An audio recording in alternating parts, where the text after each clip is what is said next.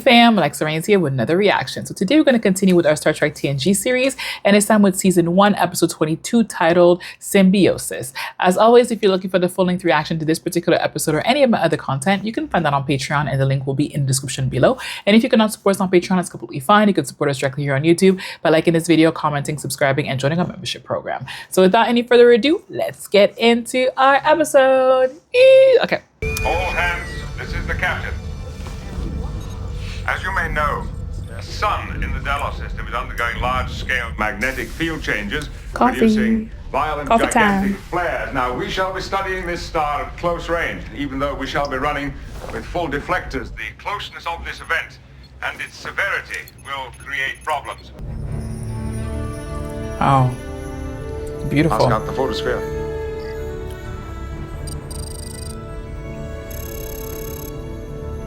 Magnify.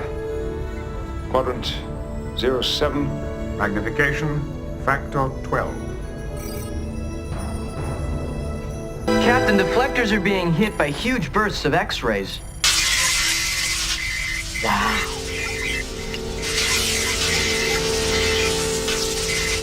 Look. Captain, my console seems to be overloading. The X-ray burst is disrupting systems, Captain. I'm adjusting deflectors to compensate. Status report. Is it working? Because it doesn't look All like it is. systems operational, sir. Captain, the level of tension on the ship is mounting. Understandable. We will be pushing the shields to the limit, but we are getting a splendid view of this phenomenon. Captain, I have intercepted what appears to be a distress signal. From where? Let me hear it. This is to Jean. I am on the Ornaran freighter station. We have a serious problem here and can't seem to fix it. Unidentified freighter. This is the USS Enterprise. May we be of assistance? Whoever you are, yes. I'm having trouble navigating. Can't maintain a steady course. Please help us if you can. Symbiosis. Symbiose, I say. It is a freighter, very old. How isn't working right? What is the problem? This is the Enterprise. With all this interference, it is difficult to copy your transmission. Lost. I don't know, something. I am no longer able to maintain this orbit, nor am I able to use the main thrusters. Freighter, we're going to lock on the tractor beam and pull you out of orbit. Hey, that's great.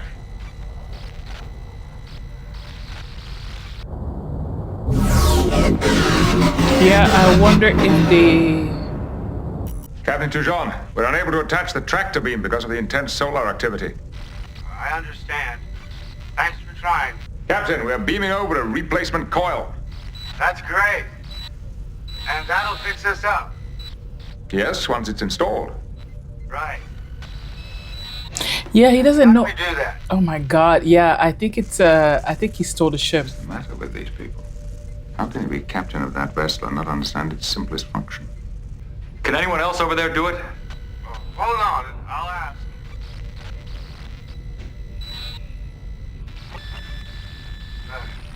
Sorry, nobody here knows anything about it.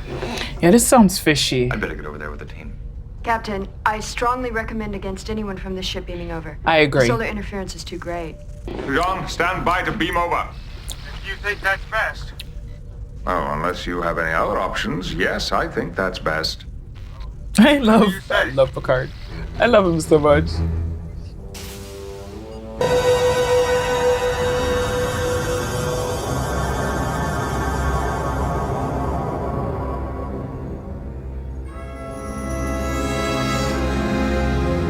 Cargo.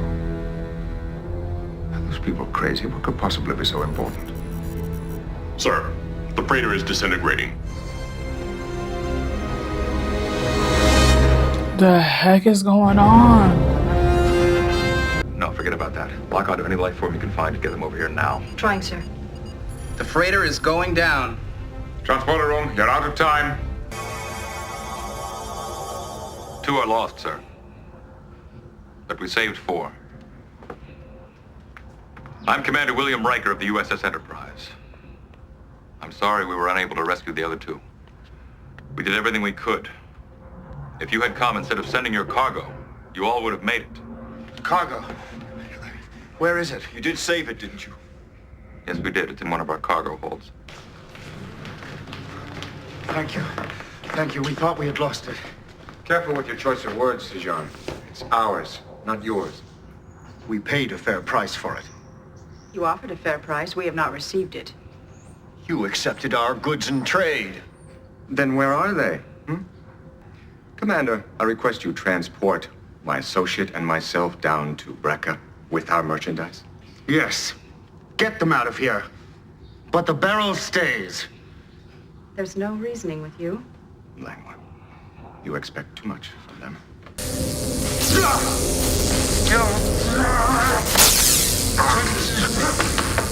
What is going on?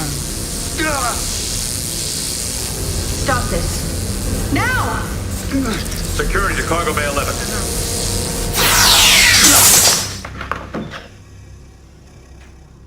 Behave yourselves, gentlemen. I have never seen humanoids with that power. Neither have I. I wonder how it evolved.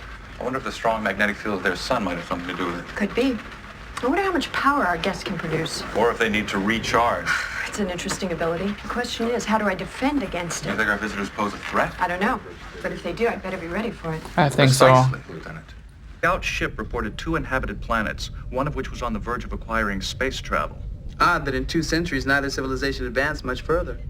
Sir, I find it strange that none of our visitors feels much remorse about the 2 freighter passengers who perished. Ditto. Yet that barrel of cargo is a source of great anxiety to them.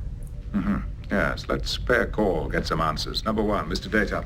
Mr. LaForge, you have the bridge. Aye, sir. I'm sorry we couldn't save your ship. Tell me, you could have repaired it. Oh, yes. We have only 2 left. Neither works properly. They are critical to our survival. Will you fix them? Mr. Data. Our computer has downloaded the specifications for the magnetic coils the freighters depend on. Assuming the malfunction is similar, suitable replacements can be fabricated. What is this cargo? Medicine. You must think us heartless brutes, Captain. Pretty but much. Look at our side of it. The plant which yields the medicine Felicium grows only in remote areas of Brekka. It must be painstakingly cultivated, harvested, purified. A complex and expensive process. That single shipment of Felicium represents an enormous investment. We can't just give it away.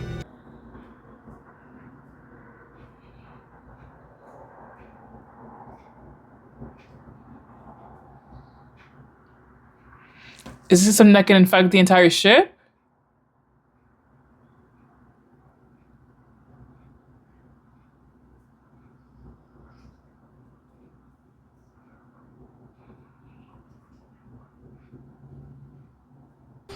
Your physiology is somewhat different than I've ever encountered, but I detect no dangerous virus or bacteria. I assure you, we're in perfect health. But we are not. We need our medicine. Our medicine. We paid for it. It's ours now. Enough! The Brekkians show no sign of infection. The Onarans show all the symptoms of a disease, but I can't find a cause. Perhaps it was filtered out by the transporter when they were beamed aboard. There's no record of it. Then again, the solar flare activity might have caused a malfunction in the biofilters or their monitors. They're going to die. I need to check further, but my instinct says no. But Captain, I must tell you, I am developing a very active dislike for these Brekkians. Me too, girl. Me too. Don't worry. Like anybody who's talks to them for a second will feel the same way. You must give us back our cargo. I can't do that. If you don't give it to us, you will be a party to murder, not only of us, but of an entire civilization. I'm sorry. I do not mean to insult you. I'm feeling very shaky. The 2 Onarans are really quite ill and are insisting that they need the Felicium. That is not surprising. Would you object to giving them enough for their own immediate needs? We agreed to permitting them 2 doses for immediate use. No charge. I'll let my medical officer handle it.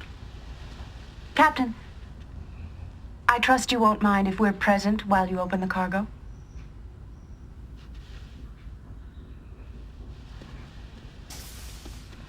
I don't trust them. I don't like them. How long is the dosage effective? It varies with the individual. But never more than 72 hours. And then the symptoms return. Yes. Unfortunately, there is no cure for the plague. The plague has baffled doctors on both planets for 200 years. We've therefore concentrated on treatment, finding new ways to improve the potency and purity of Felicium. No doubt you have applied your technology from other industries to the refinement of this product. We have no other industry. I wonder. We don't need any. That's what I The think. Ornarans provide us with everything we need in exchange for this. Created the For which plague. you have no use, but which the Anarans cannot live without. Exactly. One of life's little ironies, Captain. But one would be fools not to take advantage of. It's mutually beneficial. The Ornarans provide us with the necessities of life, and we provide them with the necessities of living. It is a fair exchange. Is it?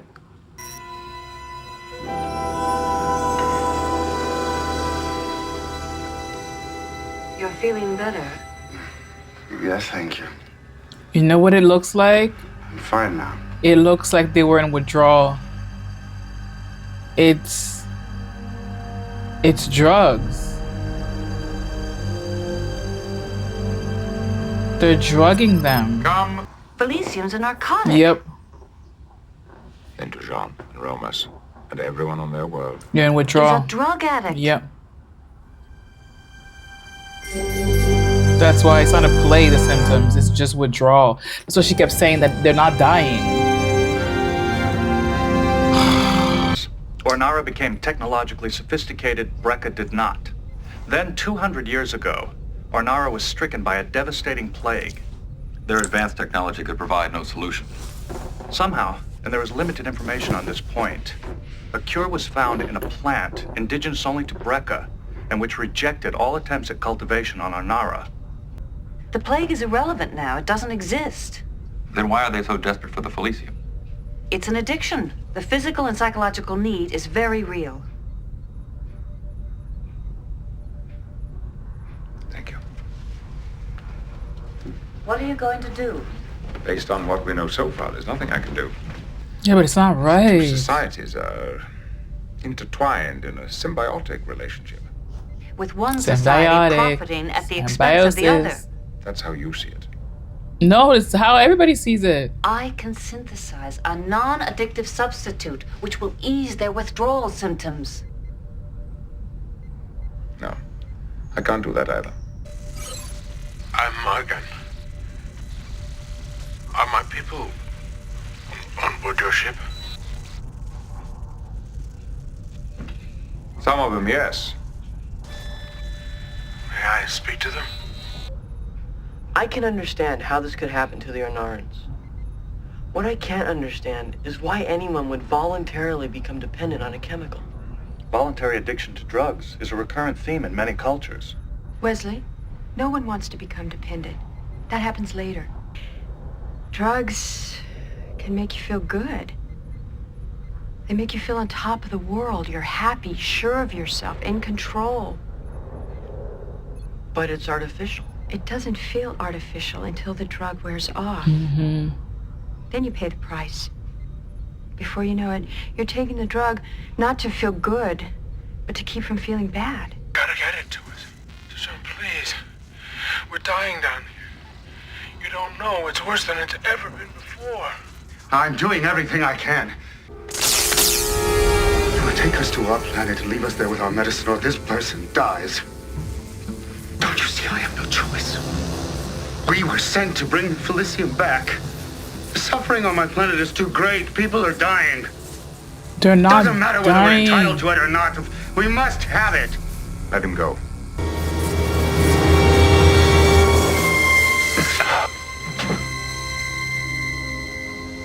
Help us, please. Help us. Can somebody tell them the truth? That it's not a plague? Damn. Sometimes the Starfleet regulations suck. We have thought about this a great deal. We both feel deeply about what is happening on Onara. And although it is going to cause hardship to us and to our people, we have decided to give the Felicium to them. They know. What do they know? They know that the Onarans no longer have the plague. They know that Felicium is no longer a medicine. So, of course, they are willing to give this shipment because they don't want to take the chance that the Onarans will lose their addiction. They don't want to lose their only customers. How would they have known all of that unless the plague had once infected their planet as well? My guess is that this refining process of which you are so It's proud only to increase the potency of the Felicium and tighten your grip. What are you going to do? Are you going to tell them? No.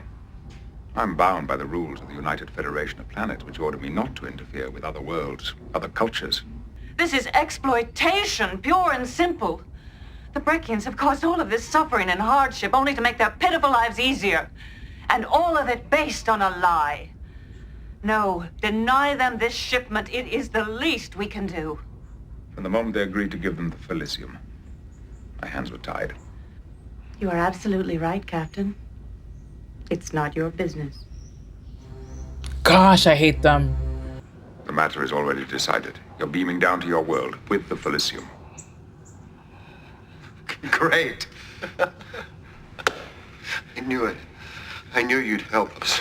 And Captain, we appreciate your gift of the coils. Once our freighters are fixed, everything will be back to normal.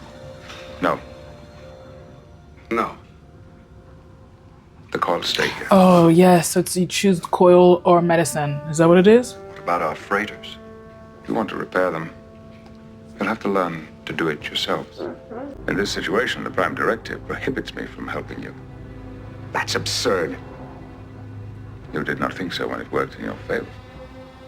Do you want our world to suffer? Oh, no. I don't want that. Without the freighters, there will be no more shipments of Felicium. We will die. You must trust yourselves. There are other options. Good luck. He freed you. You just don't know it yet.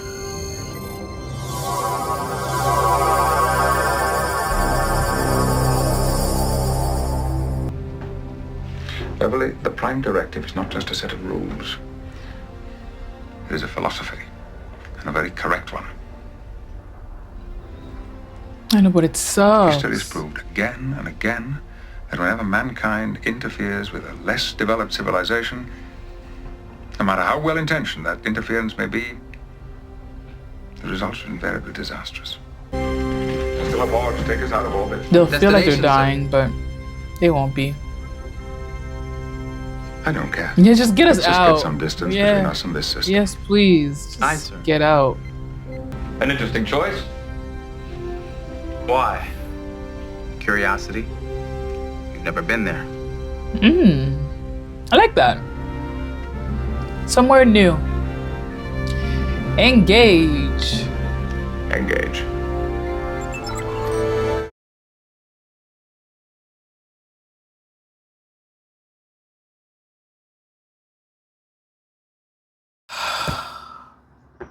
Subject of addiction. Damn, that was sad. I hated those Breckians. Was it Ornorians? Yeah, anyways, I hated the Breckians. Anyways, all right, fam, we just finished watching season 1, episode 22 of Star Trek TNG, titled Symbiosis. It was so sad. So we came across this freighter that was about to disintegrate. We saved them, and then we end up finding it's two races of people, the Breckians and the Ornorians, I think their name is. And they seem to be almost like mirror or twin planets because they look alike. They look similar, and they all have like sparky fingers, which is pretty cool. I wish we dived more into their sparky fingers thingies. And I think one of them didn't seem to have a sparky fingers. I'm not sure if it's because his powers were dormant or he just didn't use it because the girl used it on him. I don't know. But then we find out that there's a plague on the planet of the Oronorian, and so there's a plague, and then they need a medicine that only the Breckians have. Comes to find out, it's not even medicine, and there's no plague. The plague was eradicated 200 years ago, and the Breckians also had the same plague. They used the medicine to be able to eradicate the plague, and then realized that the medicine was also a narcotic. So they figured out that they needed to stop using it, but they never told it or them. And they never told them. And then, so now they are hooked on, basically they're hooked on crack. They're hooked on cocaine and they can't do nothing about it. And they keep getting that cocaina in every single shipment, thinking that it's helping cure something. But really what it's helping do is level out their withdrawal, which is not good because they're just getting more and more addicted to this medicine. And of course, the doctor, I love the doctor. So she wanted to be able to synthesize something that would be able to help them through the withdrawal in order for them to kind of get off the medicine. But Prime Directive and everything made it that we can't do nothing. So, but I love what Picard did. It's an unconventional way to so he used the Prime Directive for his benefit, for the benefit of the Oronorians. So the Breckians agreed to give the medicine or the drug, let's call it what it is. They agreed to give the drug. And because of that, because they agreed, the Prime Directive does not let Captain Picard do anything about it. So the shipment is going to go. We don't have a choice with that. However, the coils that we're going to be able to help the freighters, which would be a way for the Oronorians to get the medicine from the drug from the Breckians, that he did not provide it to them, meaning that their ships will very soon no longer function and will basically halt transportation of this drug into their planet, at least until they figure out a way to fix it. So by doing that, even if it's like it takes a month, because the drug is only good for 3 days, and they don't have a lot of doses. So I mean, based on population. So maybe we'll say they might have enough for a month. And if it takes more than a month to fix the coils or even get access to the material that they need, we'll say it takes another month. By then, hopefully they would have all gone through proper withdrawal and then would have realized that we're not dying, we're not sick, we're fine. And now we're no longer, trapped in this cycle of addiction that makes us dependent on another planet. And what's crazy is that planet doesn't produce anything other than the cocaina. So now that even they will have to figure out how are we going to be able to get our necessities, because we're now getting our necessities from the Oronorian, because they would be willing to trade anything for what they're feeling. So that's going to be crazy too, because that's a whole civilization that has to now figure out how are we going to be able to get our food, how are we going to be able to get our clothes, how are we going to be able to survive now that our main means of production is no longer feasible because we're no longer taking advantage of this other planet.